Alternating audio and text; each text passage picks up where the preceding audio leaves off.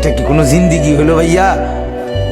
কখনোই আল্লাহকে ডাকতে মন চায় না, এক বেলা নামাজ পড়তেও মন চায় না, কোনো দিন ফজরের নামাজ পড়তে মন চায় না, কোনো দিনও আল্লাহকে ডাকতে মন চায় না। আয় হায় হায়, এটা কি কোনো মানুষের জীবন হইল ভাইয়া?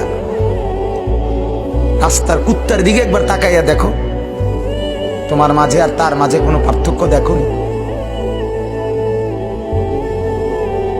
বেনামাজি তুমি দেখো, রাস্তার কুকুরে দেখো, তোমার সাথে তার তফাৎ কি দেখো না? বেপর্দা মহিলাকে বলো না যে বোন দেখো রাস্তার কুকুরের সাথে তফাৎ কি? বেহায়া নারীকে বলেন এক কুকুর দুর্গন্ধ ছড়ায়, বেহায়া নারী তার চাইতে বেশি দুর্গন্ধ ছড়ায়। বেপর্দা নারী সমাজ আরো বেশি নষ্ট করে, সমাজ নষ্ট করে।